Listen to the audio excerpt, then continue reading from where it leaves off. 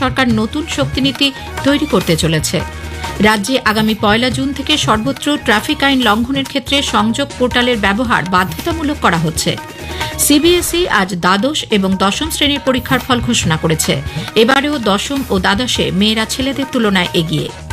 দক্ষিণ বঙ্গোপসাগর, নিকোবর দ্বীপপুঞ্জ এবং সংলগ্ন আন্দামান সাগর এলাকায় আজ দক্ষিণ পশ্চিম মৌসুমী বায়ু প্রবেশ করেছে। আসছে বিস্তারিত খবরে। প্রধানমন্ত্রী নরেন্দ্র মোদী স্পষ্ট ভাষায় জানিয়েছেন, পাকিস্তানে এমন কোনো জায়গা নেই যেখানে সন্ত্রাসবাদীরা স্বস্তিতে থাকতে পারবে। পাঞ্জাবের আদমপুরে বায়ুসেনার ঘাঁটিতে সেনাদের সঙ্গে মতবিনিময়ের সময় কড়া ভাষায় তিনি পাকিস্তানকে হুঁশিয়ারি দিয়ে বলেন, সেদেশের জঙ্গি ঘাঁটিগুলিকে ধ্বংস করার ক্ষমতাই অপারেশন সিন্দুরের সাফল্যে প্রমাণিত। তিনি বলেন, ভারত 9টি জঙ্গি শিবির ধ্বংস করে দিয়েছে, 100-রও বেশি সন্ত্রাসবাদীকে হত্যা করেছে। ऑपरेशन सिंदूर कोई सामान्य सैन्य अभियान नहीं है।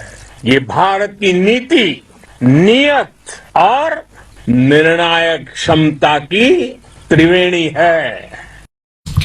ভারতীয় সশস্ত্র বাহিনী পাক মদতপুষ্ট জঙ্গিদের সমূলে উৎখাত করতে সক্ষম হয়েছে। পাকিস্তান এখন বুঝতে পারছে নিরীহ মানুষের রক্তপাতের একটাই মাত্র পরিণাম, তা হল ধ্বংস এবং সম্পূর্ণ ধ্বংস।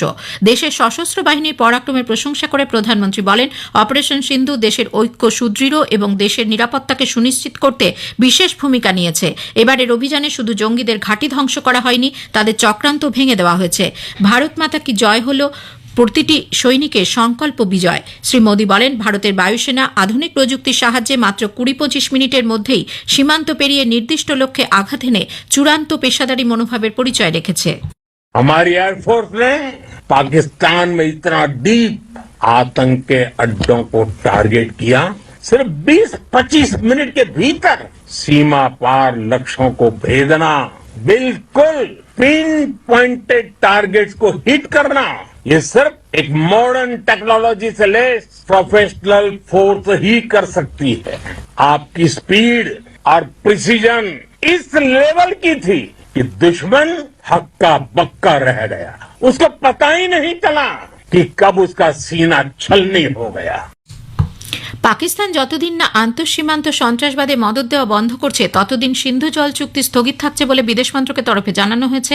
আজ নতুন দিল্লিতে এক সাংবাদিক সম্মেলনে বিদেশ মন্ত্রকের মুখপাত্র রণধীর জয়সওয়াল জানিয়েছেন, জম্মু ও কাশ্মীরের ব্যাপারে ভারতের দীর্ঘদিনের অবস্থান সর্বজনবিদিত এবং ভারত ও পাকিস্তান দ্বিপাক্ষিকভাবে এই সমস্যা নিয়ে আলোচনা করবে। বিদ্যুতের বিপুল চাহিদা বৃদ্ধির কথা মাথায় রেখে রাজ্য সরকার নতুন শক্তিনীতি তৈরি করতে চলেছে। বিদ্যুৎ ক্ষেত্রে ভবিষ্যৎ পরিকল্পনার রূপরেখা স্থির করতে একটি কৌশলগত পরিকল্পনা ইউনিট গঠন করারও সিদ্ধান্ত নেওয়া হয়েছে। ওই ইউনিট গত 5 বছরে রাজ্যের বিদ্যুৎ খাতে গৃহীত প্রকল্পগুলির মূল্যায়ন ও পর্যালোচনার কাজও করবে। বিদ্যুৎ দপ্তর সূত্রে জানা গেছে, কেন্দ্রীয় বিদ্যুৎ কর্তৃপক্ষ 2031-32 অর্থ বছরে রাজ্যের সর্বোচ্চ বিদ্যুৎ চাহিদা 20,770 মেগাওয়াট এবং 2034-35 সালের মধ্যে তা আরও বেড়ে 24,757 মেগাওয়াট হতে পারে বলে পূর্বাভাস দিয়েছে। এই চাহিদা মেটাতে কয়লা ভিত্তিক বিদ্যুৎ উৎপাদন ক্ষমতা বর্তমান সময়ের 8,244 মেগাওয়াট থেকে বাড়িয়ে 2034-35 সালের মধ্যে 14,148 মেগাওয়াট করা হবে। এই ক্ষমতা বৃদ্ধির লক্ষ্যে 4টি নতুন কয়লা ভিত্তিক বিদ্যুৎ প্রকল্প গড়ে তোলার পরিকল্পনা নেওয়া হয়েছে। এর মধ্যে একটি বড় 1600 মেগাওয়াটের গ্রিনফিল্ড প্রকল্পের টেন্ডার প্রক্রিয়া ইতোমধ্যেই সম্পন্ন হয়েছে এবং বাকি প্রকল্পগুলি বর্তমানে পরিকল্পনা পর্যায়ে রয়েছে। ল্যাম্পপোস্ট থেকে বিদ্যুৎস্পৃষ্ট হওয়ার বিপদ এড়াতে মহানগরীর বাতিস্তম্ভগুলিকে পিভিসি শীট দিয়ে মুড়ে দেওয়ার সিদ্ধান্ত নিয়েছে কলকাতা পুরসভা। প্রতি বছরই বর্ষার সময় শহরের বাতিস্তম্ভ থেকে বিদ্যুৎস্পৃষ্ট হয়ে মৃত্যুর ঘটনা ঘটে থাকে। পিভিসি শীটগুলি বিদ্যুৎ পরিবাহী না হওয়ায় বর্ষাকালে বাতিস্তম্ভের সংস্পর্শে এলেও তড়িদাহত হওয়ার আশঙ্কা থাকবে না। 3 লক্ষ ল্যাম্পপোস্ট এই প্রকল্পের আওতায় আনা হবে। আনুমানিক খরচ পড়বে 18 কোটি টাকা। আগামী 15ই মে থেকে এই কাজ শুরু হবে। রাজ্যে আগামী 1 জুন থেকে ট্রাফিক আইন লঙ্ঘনের জন্য আর হাতে লেখা কাগজের চালান কাটা যাবে না। এবার থেকে এই ক্ষেত্রে সংযোগ পোর্টাল ব্যবহার করা বাধ্যতামূলক করা হচ্ছে। এই পোর্টালের মাধ্যমে অনলাইনে চালান জারি এবং জরিমানা মেটানোর প্রক্রিয়া সম্পন্ন হবে। রাজ্যের সব আইন প্রয়োগকারী সংস্থা এবং পরিবহন দপ্তরকে এই পদ্ধতিতে কাজ করতে হবে বলে রাজ্য সরকার জানিয়েছে।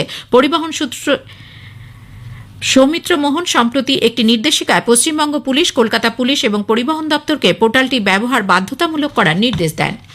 মুড়িগঙ্গা নদীর ওপর প্রস্তাবিত গঙ্গাসাগর সেতুর ওপর অধিগৃহীত জমির মালিকদের আজ দ্বিতীয় দফার চেক তুলে দেওয়া হয়েছে। কাকদ্বীপ বিডিও অফিস থেকে 8 জন জমি মালিকের হাতে 40 লক্ষ টাকার চেক দেওয়া হয়। এই অনুষ্ঠানে উপস্থিত ছিলেন প্রাক্তন সুন্দরবন উন্নয়ন মন্ত্রী, প্রাক্তন বিধায়ক মন্টুরাম পাখিরা, বিডিও এবং পঞ্চায়েত সমিতির সভাপতি। আগামী 5ই জুন বিশ্ব পরিবেশ দিবসের আগে রাজ্যে 500টি নতুন কঠিন বর্জ্য ব্যবস্থাপনা চালু হচ্ছে। রাজ্যে পঞ্চায়েত দপ্তর সূত্রে জানা গেছে, জেলায় জেলায় ইউনিটগুলি তৈরি হলেও এখনও সেগুলির কাজ শুরু হয়নি। নির্ধারিত সময়সীমার মধ্যে ওইসব ইউনিট চালু করতে হবে বলে জেলাগুলিকে স্পষ্ট নির্দেশ দেওয়া হয়েছে। সিবিএসই আজ দ্বাদশ এবং দশম শ্রেণীর পরীক্ষার ফল ঘোষণা করেছে। এবছর দ্বাদশ শ্রেণীতে পাশের হার 88.39%, যা গত বছরের তুলনায় 0.41% বেশি। মেয়েদের পাশের হার প্রায় 91%, যা ছেলেদের তুলনায় 5.94% বেশি। এদিকে দশম শ্রেণীর পরীক্ষায় পাশের হার 93.66%, গত বছরের তুলনায় 0.06% বেশি। এখানেও ছেলেদের তুলনায় মেয়েদের পাশের হার 2.37% বেশি। বিজেপি সিবিএসই দশম এবং দ্বাদশ শ্রেণীর পরীক্ষায় সফল ছাত্রছাত্রীদের অভিনন্দন ও শুভেচ্ছা জানিয়েছেন। কেন্দ্রীয় শিক্ষা প্রতিমন্ত্রী বিজেপির রাজ্য সভাপতি সুকান্ত মজুমদার এক্স হ্যান্ডেলে লেখেন, এই সাফল্য ছাত্রছাত্রীদের একাগ্রতা, পরিশ্রম ও ধৈর্যের সঙ্গে অধ্যাবসায়ের প্রতিফলন। নতুন ভারতের পথে দেশের কন্যা সন্তানরা আরও বেশি আত্মবিশ্বাসের সঙ্গে এগিয়ে চলেছে এবং স্বপ্ন সফলভাবে বাস্তবায়িত করছে। বিকাশ ভবনের সামনে চাকরিহারা শিক্ষকদের সঙ্গে আন্দোলনে আজ থেকে যোগ দিলেন চাকরিহারা শিক্ষাকর্মীরাও। চাকরিতে স্থায়ীভাবে পুনর্বহালের দাবিতে আজ শিক্ষা দপ্তরে ডেপুটেশন দিয়েছেন গ্রুপ সি এবং গ্রুপ ডি শিক্ষাকর্মীরা। তাদের পক্ষ থেকে বিক্রম পল্লে জানান, শিক্ষামন্ত্রীর সঙ্গে তারা দেখা করার দাবি জানিয়েছিলেন, তবে তিনি না থাকায় তার সঙ্গে দেখা হয়নি। তারা দপ্তরের এক আধিকারিকের কাছে নিজেদের দাবি সম্বলিত ডেপুটেশন জমা দেন। যতদিন না তাদের চাকরিতে পাকাপাকি পুনর্বহাল করা হচ্ছে, ততদিন বিকাশ ভবনের সামনে অবস্থান বিক্ষোভ চালিয়ে যাবেন বলে জানিয়েছেন চাকরি হারানো শিক্ষাকর্মীরা।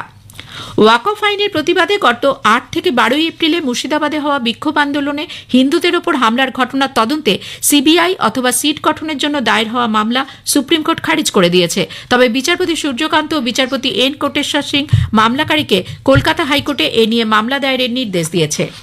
জাল পাসপোর্ট কাণ্ডে বিরাটি থেকে ধৃত আজাদ মল্লিকের আবারও 14 দিনের জেল হেফাজতের নির্দেশ দেওয়া হয়েছে। আজ ইডি তাকে নগর দায়রা আদালতে পেশ করে জানায়, আজাদের মোবাইল ফোন থেকে 26,000 অডিও, নৈহাটি ও রাজারহাট বিধানসভা কেন্দ্রের 2টি ভোটার কার্ড এবং 2টি ড্রাইভিং লাইসেন্স উদ্ধার হয়েছে। গত 3-4 বছরে তার 3টি ব্যাংক অ্যাকাউন্টে প্রায় 50 কোটি টাকা লেনদেন হয়েছে এবং আজাদের কাছ থেকে প্রচুর জাল ভিসা ও পাসপোর্ট পাওয়া গেছে। রাজ্যে তৃতীয় তৃণমূল কংগ্রেস সরকারের আজ 4র্থ বছর পূর্তি হলো। এই উপলক্ষে সামাজিক মাধ্যমে দলের তরফ থেকে আজ এক বার্তায় রাজ্যবাসীকে শুভেচ্ছা জানানো হয়েছে। 34 বছরের বাম শাসনের অবসান ঘটিয়ে 2011 সালে এই দিনে তৃণমূল কংগ্রেস নেত্রী মুখ্যমন্ত্রী মমতা ব্যানার্জি প্রথমবার রাজ্যের মুখ্যমন্ত্রী হিসেবে শপথ নেন। বিজেপি নেতা দিলীপ ঘোষের স্ত্রী রিঙ্কু মজুমদারের প্রথম পক্ষের ছেলে প্রীতম দাশগুপ্তের দেহ আজ সাপুরচি আবাসনের একটি ফ্ল্যাট থেকে উদ্ধার হয়। আত্মীয় স্বজন 28 বছরের প্রীতমকে হাসপাতালে নিয়ে যাওয়ার পর বেলা 11টা নাগাদ পুলিশে খবর দেয়। আরজিকর হাসপাতালে মৃতদেহ ময়নাতদন্তের জন্য নিয়ে যাওয়া হয়। প্রাথমিক রিপোর্টে মৃত্যুর কারণ অ্যাকিউট হেমারেজিক প্যানক্রিয়াটাইটিস বলা হয়েছে। চলতি গ্রীষ্মের মরশুমে প্রবল দাবদাহের মধ্যে পশু পাখিদের শরীর সতেজ রাখতে সব ধরনের ব্যবস্থা নেওয়ার জন্য রাজ্য সরকার বিভিন্ন চিড়িয়াখানা ও অভয়ারণ্য কর্তৃপক্ষকে নির্দেশ দিয়েছে। পশু পাখিরা যাতে অসুস্থ না হয়ে পড়ে সেই বিষয়টি নিশ্চিত করা, এই সময় পর্যাপ্ত জলের পাশাপাশি চিকিৎসকদের পরামর্শ মেনে তাদের খাবার তালিকা বদলের কথাও বলা হয়েছে। বন দপ্তরের এই নির্দেশের পরই কলকাতার আলিপুর চিড়িয়াখানায় ভালুক, ক্যাঙ্গারু সহ বেশ কিছু প্রাণীর ঘরে এয়ার কুলার বসানো হয়েছে। দক্ষিণ বঙ্গোপসাগর, নিকোবর দ্বীপপুঞ্জ এবং সংলগ্ন আন্দামান সাগর এলাকায় আজ দক্ষিণ পশ্চিম মৌসুমী বায়ু প্রবেশ করেছে। এদিকে স্থানীয়ভাবে বজ্রগর্ভ মেঘ তৈরি হওয়ায় গতকাল কলকাতা ও পার্শ্ববর্তী এলাকায় বৃষ্টি হওয়ায় আজ তাপমাত্রা কিছুটা কম। কলকাতায় আজ সর্বোচ্চ তাপমাত্রা রেকর্ড করা হয়েছে 35.2 ডিগ্রি সেলসিয়াস, স্বাভাবিকের থেকে যা সামান্য কম।